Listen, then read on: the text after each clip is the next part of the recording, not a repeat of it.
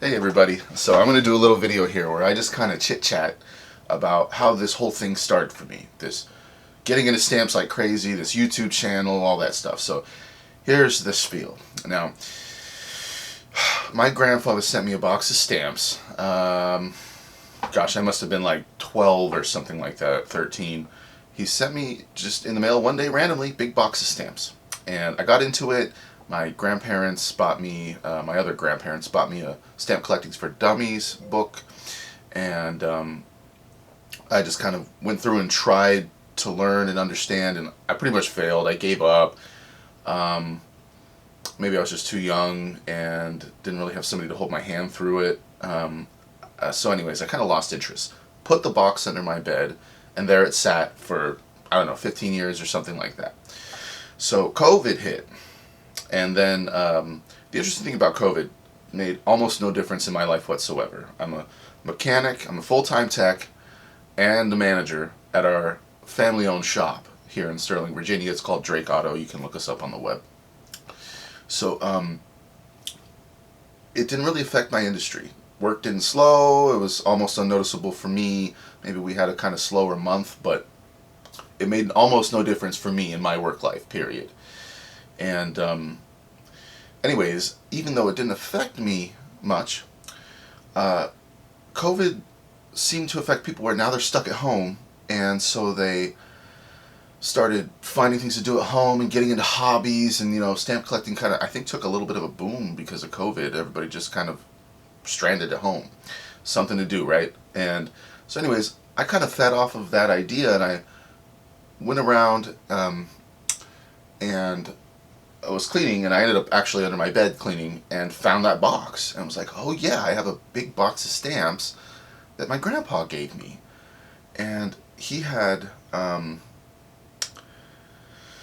all kinds of stuff. You guys, if you've seen the albums, I mean, a bunch of worldwide stamps, US stamps. He gave me a big old Statesman binder, one of those big albums. And anyway, I started going through it all, and I found it very interesting now, then, which was, I guess, 31 years old or something, a couple of years ago, and it's just somehow clicked.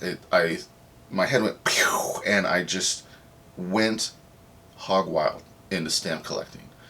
I went through and cataloged every single stamp that I have of his, barring a bag of on-paper stamps that I still haven't touched. I intend to one day, but I cataloged almost every stamp, like actually cataloged, organized them by country, year, whatever, looked them up, wrote down all the information. If you've seen my grandpa's stamp album videos, I got pretty detailed about cataloging his stuff. I tried to do it justice. I wanted to really, I didn't want to I didn't want to lie to myself, like, go 9/10 of the way. Like, I wanted to do it wholeheartedly to the very end, the last stamp. It took many, many months. I feel like I spent a year building his albums or something, just because not only was I building the albums and cataloging all the stamps and putting them in, and all that in the album, I had to learn stamp collecting along the way. So a big part of the beginning of that was the growing pains of, what the heck is a semi-postal stamp? What's a special delivery stamp? Perfins, watermarks, and then there's all the different countries, A to Z, and he collected worldwide. He was in the Air Force, so he had stamps from all over the place. And so anyways, cataloging and learning stamps, while pretty much by organizing his collection into albums, was my, I want to say it was difficult. Maybe it was just hard, but it was kind of difficult for me. I just had to learn it all on my own. And one thing that I ended up doing was I became an absolute sponge for any and all information stamp collecting related. So of course I ended up on the internet, hopped on YouTube, and found certain channels that were all about stamps, and some were more educational than others. And I just watched and wanted to learn and pick up everything that I possibly could. And this was day after day after day. I would wake up, sit on the toilet, and watch stamp videos. Sit down in my chair and watch stamp videos. Before I would go to bed, I was watching stamp videos. I was all about it. I don't know what the deal was, but it was like it was filling this gaping hole in my life or something. So I just went crazy with that. Now, ultimately, really what taught me the most was building albums myself. Building that album, his albums, was a huge learning curve for me. I had so much, I had to figure out everything, where to get the binders, the pages, get all the stuff like tongs and hinges and mounts, and I needed a mic, I needed a magnifying glass, and I just like, from the basics. I mean, I needed everything, and I had to learn it and get it all.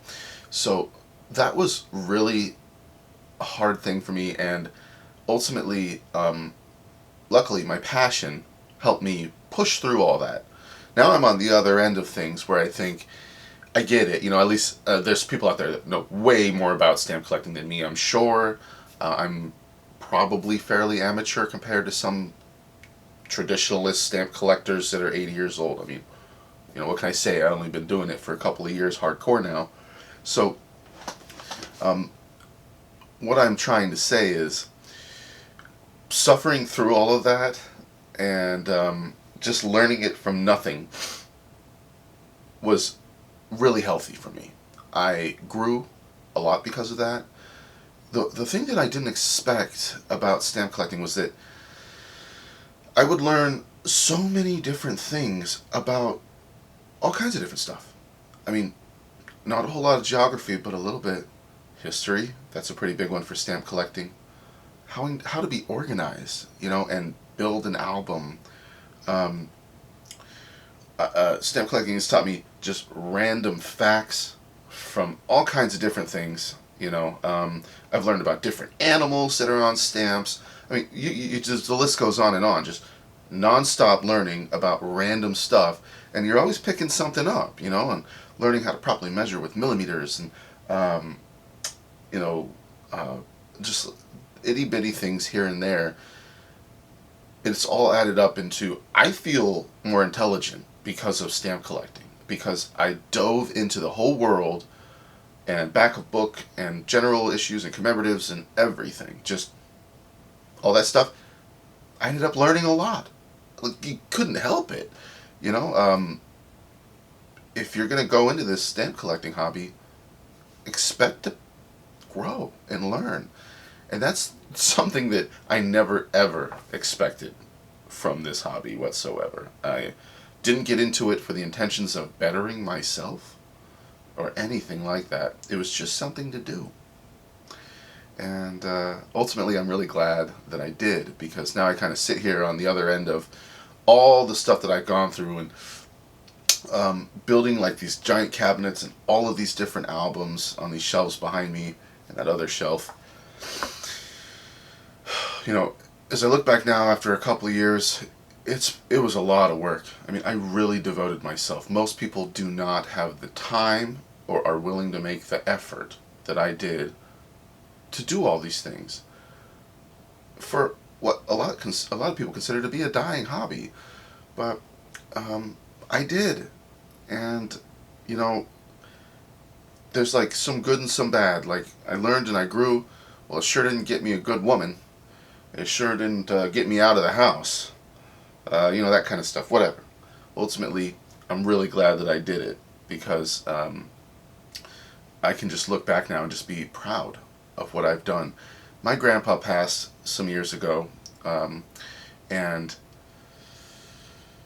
one thing that nobody would know is, before he died, I went and visited him one last time, and my grandma, and I made one of those little tiny black stock page albums, just a little tiny album. I took a bunch of his stamps and put them in there, the ones that I thought were cool or old or whatever, and I filled the whole book out. I took it over there to show him and say, "Hey, Grandpa, here's your stamps." So I set it on the counter at night, and when I woke up, Grandpa was walking into the kitchen. I saw him look at the book, and he didn't even know I was watching him. He saw the book on the counter, He's like 93 or 4 at this point.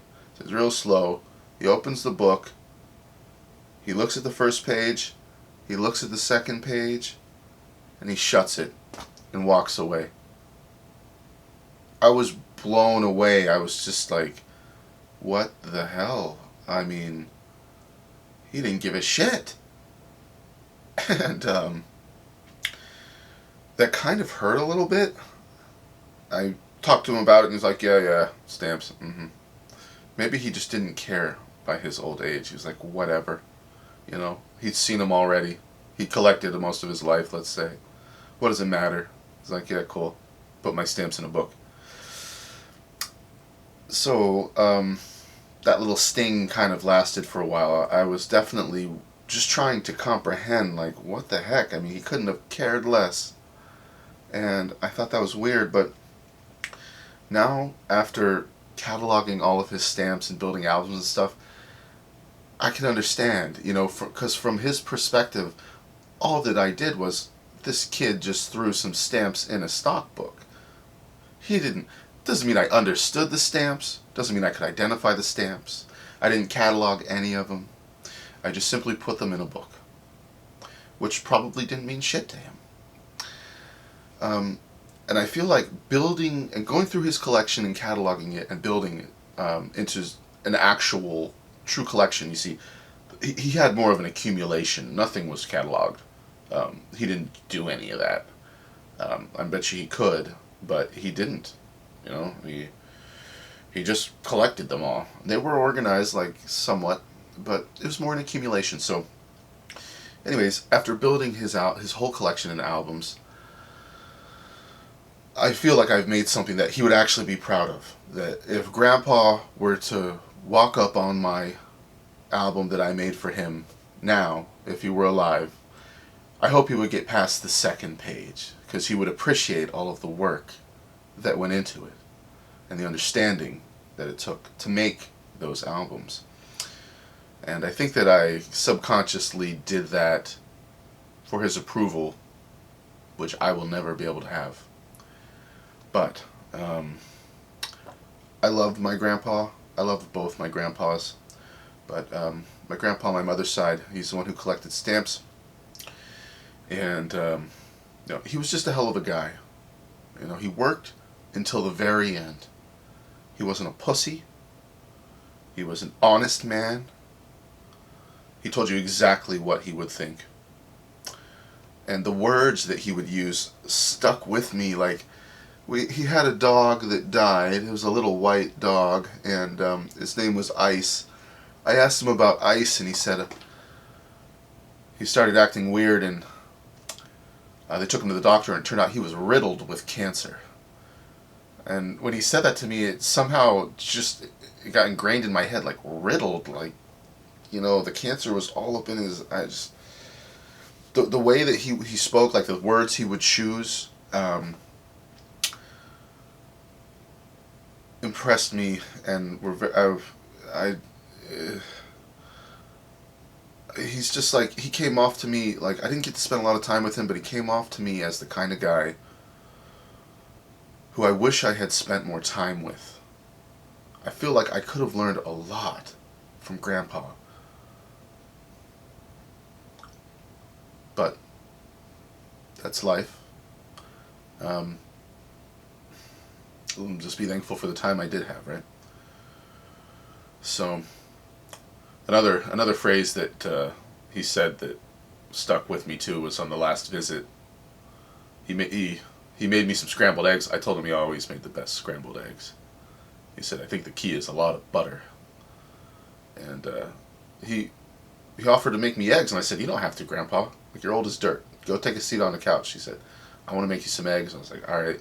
He made me some eggs, put way, way too much butter. I mean, the whole bottom of the plate was filled with melted butter. And he was sitting there across the table asking me, how are my eggs? And I was like, they're good, you know? He was like, be honest with me. And I said, well, you might have used a little too much butter. And he stretched up and took a good look at the plate and said, God damn it, you're right. They're drowning in butter. And it's like, it's okay, Grandpa. Like, they still taste good, but it was awkward for me um, because he was so upset that he used too much butter. And I didn't want him to feel bad, but, what are you going to do? Um, but when he used the word drowning in butter, I thought, just drowning, you know, that's something I wouldn't say. I wouldn't say riddled with cancer. I wouldn't say something was drowning in butter. And just the way he spoke, man, it left an impression on me. Isn't that weird? Life is funny, right? The little things. So, as I look back now, I feel like why he wanted to make me eggs is because he was a loving, caring guy.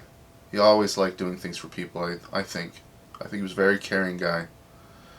And especially for his grandchildren, and his kids. And being so old and near the end, and he knew it. He would say it too. He'd say, "This is going to be my last year." And everybody would be like, "Oh my God, Grandpa." But I think he wanted to make some eggs. It was like for a moment he had something to do. It was like a purpose for a short moment. After just he didn't do much. He would just hang around. To make eggs for me was like an exciting thing for him. And so I think that's why he was so upset. He wasn't upset at me or anything. I think he was mad at himself that, maybe just frustrated that he couldn't even make scrambled eggs correctly anymore. Probably made him feel poorly.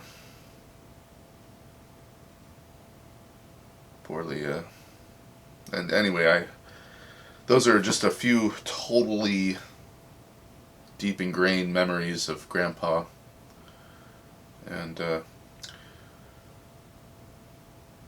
so, even though I'll never be able to show him the albums I've made of his collection, his lifetime accumulation, he lives on in my memory. And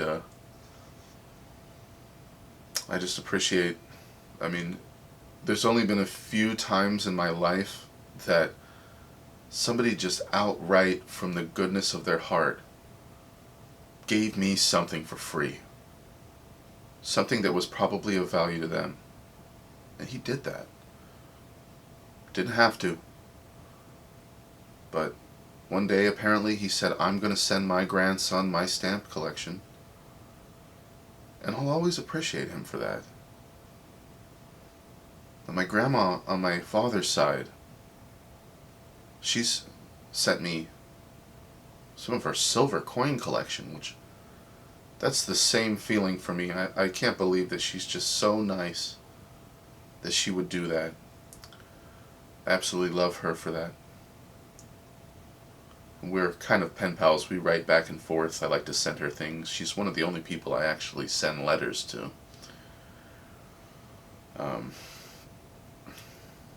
Cards and stuff. But anyways, not to talk forever, I just wanted to kind of give a little history there of Grandpa and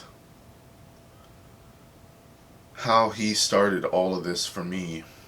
And it's something that I do almost every day of my life. I do something stamp collecting related. It's become part of my identity. I consider myself a philatelist. And I think that if he could be here and walk through my collection and see my Papal States collection and the worldwide albums that I've made of my stamps and the covers that I have and these cabinets and just all the work that I've done, I think he would be proud. So, if people can see videos in the afterlife, thanks, Grandpa. I love you, and I miss you.